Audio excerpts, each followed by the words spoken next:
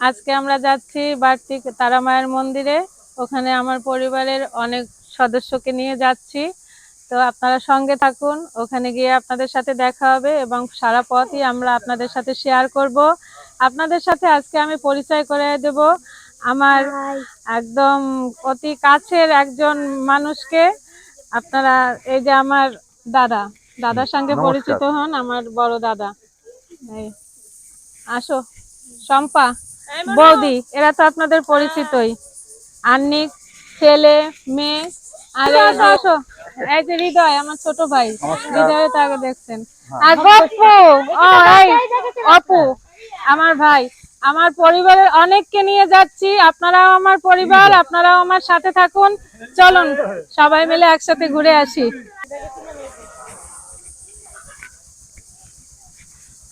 যাচ্ছি, আপনারাও আসুন। এই কে কোনটায় উঠবা? ওঠো। আমি কোথায়? আমি কোনটায়? পিছনে?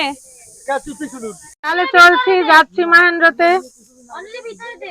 আশীর্বাদ করবেন যাত্রাটা যেন শুভ হয়, যদিও মাই রক্ষা করবে। এই ওঠো ওঠো তোমরা। আর কে আছে? গপু, বাপি, এর সাথে কি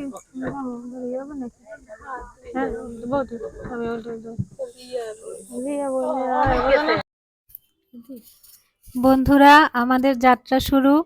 গাড়ি চলছে গ্রামের মেঠো পথ ধরে। গ্রামের মধ্যেও এখন কিন্তু মাটির রাস্তা নেই, পিচ ঢালা পথ হয়ে গেছে।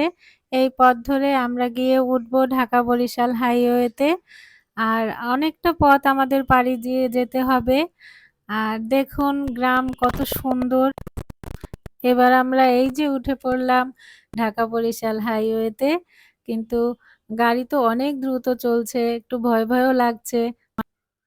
মায়ের কাছে যাচ্ছি, মাই রক্ষা করবেন, কারণ অনেক গাড়ি চলে এখন এই রাস্তাটা দিয়ে।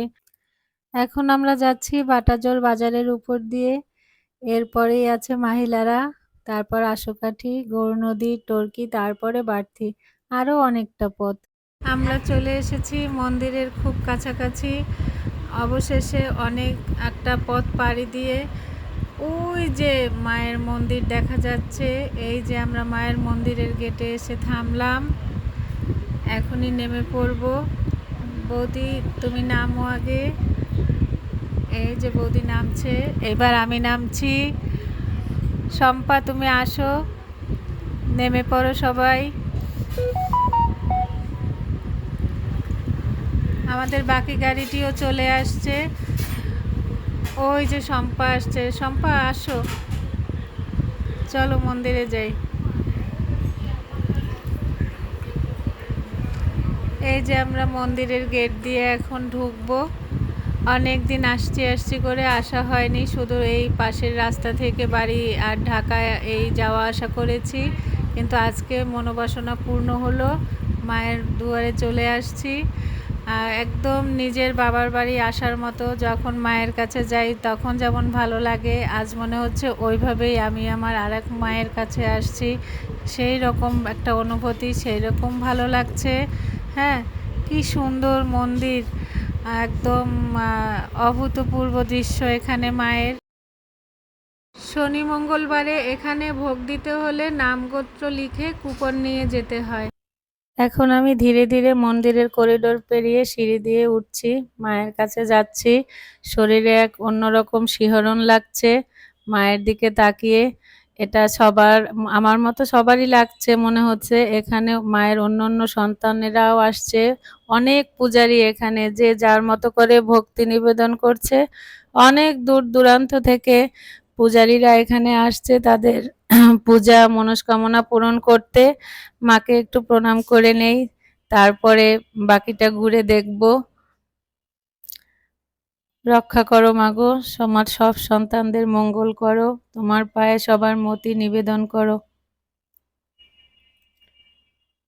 ভালো রেখো সবাইকে মা। এখানে এই যে আমার ভাইয়ের বউ মনিকা, ও ধুনো দিয়ে ওর ভক্তি দিচ্ছে। আমার অন্য পরিজনরাও এখানে আছে। আর যারা আসছে, এই যে আমার দাদাও প্রণাম করছে। দাদা অসুস্থ ছিল, এখন সুস্থ হয়ে মায়ের কাছে আসছে। আমরা এখানে প্রদীপ জ্বালিয়ে ধুনো দিয়ে মায়ের উদ্দেশ্যে প্রণাম জানাচ্ছি। আমাদের মনস্কামনা জানাচ্ছি।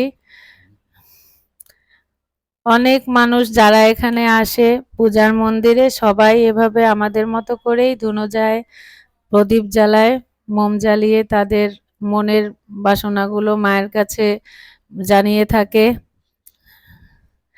আমরা এখানে আমাদের পূর্বপুরুষদের আত্মার শান্তির জন্য কামনা করছি। মায়ের কাছে আমরা যেরকম নিজের মায়ের কাছে আমাদের মনের সমস্ত কথা, সমস্ত ইচ্ছাগুলো জানাই, ঠিক তেমনিভাবেই মন্দিরে এসেও মায়ের কাছে আমাদের একান্ত অনুভূতিগুলো, চাওয়াগুলো মায়ের কাছে জানাই যে মা আমাদের এই চাওয়াগুলো অবশ্যই পূরণ করবে। এটা আমাদের সব সময় মনের বিশ্বাস। এই বিশ্বাস নিয়েই আমরা পথ চলি। আমরা তো ঈশ্বরকে চোখে দেখি না, মাকে এভাবে মূর্তির মাধ্যমে চোখে দেখলেও তার অনুভূতিগুলো আমাদের মধ্যে কাজ করে যে মা আমাদের ছুঁয়ে দেখছে, তার আশীর্বাদ আমাদের মাথার উপরে তার হাত আছে। এটা সবসময় আমাদের পথ চলাতে সাহায্য করে, নাহলে আমরা এভাবে চলতে পারতাম না। এটা সম্পূর্ণই আমাদের মনের বিশ্বাস।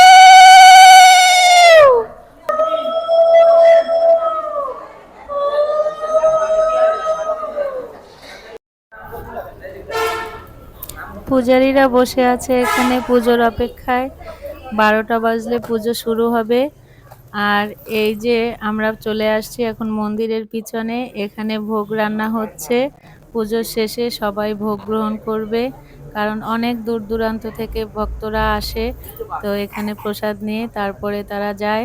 আর এখানে রান্না হচ্ছে খিচুড়ি, লাবড়া, অনেক সময় ভাতও হয়, চাটনি, তারপরে মিষ্টান্ন, এক এক সময় এক এক রকম রান্না হয়। তো এই প্রসাদের স্বাদটাই অন্যরকম। দেখুন আপনারা, সব তৈরি হয়ে আছে, সবাই মিলেমিশে তৈরি করবে এখানে। এখানে যারা সেবায়েত আছে তারা তাদের মতো করে রান্না করছে। এটা হচ্ছে মন্দিরের পিছন দিকটা। তো এখান থেকে আমরা সামনে যাচ্ছি, দেখুন চতুর্দিকটা ঘুরে কেমন লাগছে। আসলে কি এই অনুভূতিগুলো এক একজনের কাছে এক এক রকম, এটা বলে বোঝানো যাবে না যে আসলে কেমন।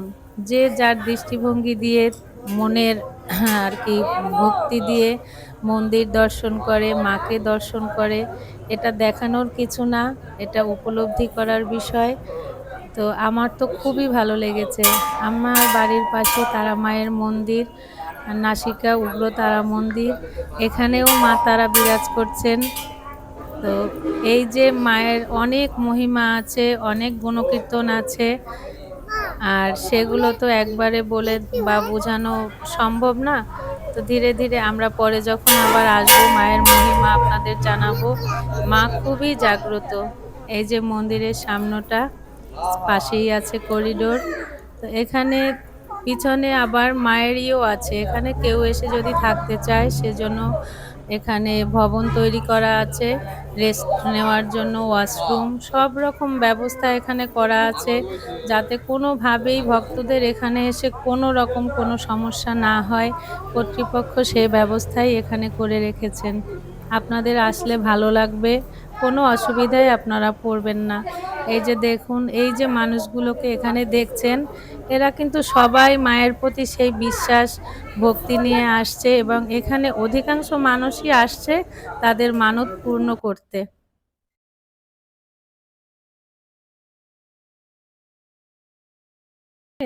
মা তার সন্তানের জন্য এত কিছু করেছে, না হলে বাড়তি মায়ের মন্দির এত বিখ্যাত হলো কিভাবে? শুধু এ কারণেই যে মা বারবার তার মহিমা তার সন্তানদের উপর বিরাজ করেছে, যে কারণেই মা সবার কাছে এত বিখ্যাত। এই যে দেখছেন এখানে এত মানুষের ভিড়, এখানে অনেকের সাথেই আমার কথা হয়েছে। তো অনেকেই এসেছে কিন্তু সেই যে মানত পূর্ণ হওয়া, সেজন্য মায়ের কাছে। আবার কেউ কেউ এসেছে যাতে তার মনের বাসনা পূর্ণ হয়। আমি চাইছিলাম কি, মায়ের পাশে তো আরো দেবদেবীরা আছেন, ওই পুরো ছবিটা দেখেন তো।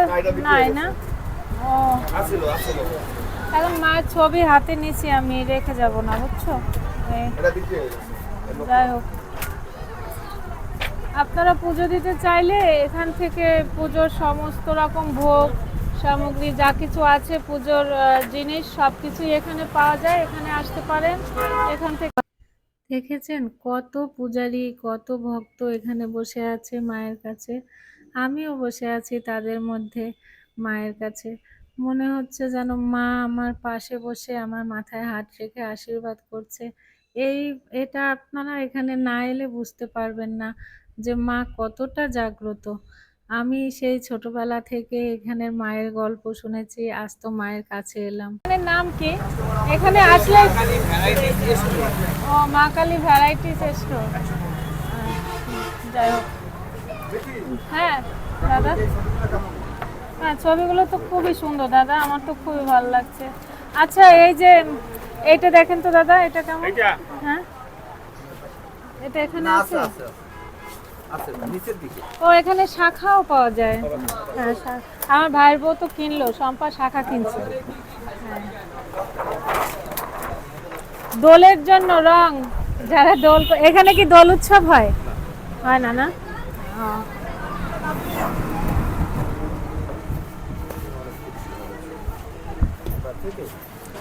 আপনারা আসবেন মায়ের কাছে আসবেন, এই যে ঢাকা বরিশাল হাইওয়ে সংলগ্ন মায়ের মন্দির।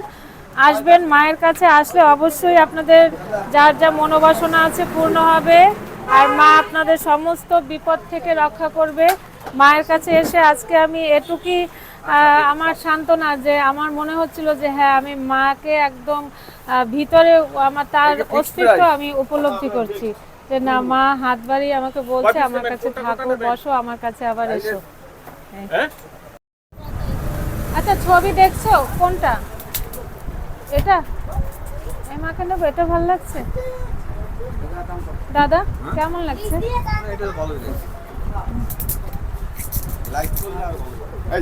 হুম আর এখানে আছে এই দেখো তো মা লক্ষ্মীর ছবিটা দেখি দাদা, একটু মা লক্ষ্মীর ছবিটা দেখি।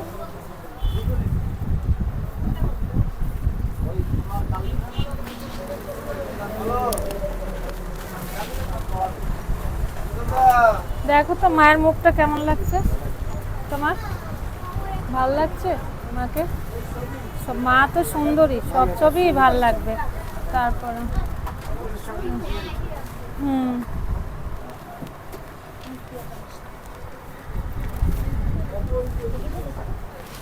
আচ্ছা তাহলে তুমি একটু কথা বলো ওনার সাথে।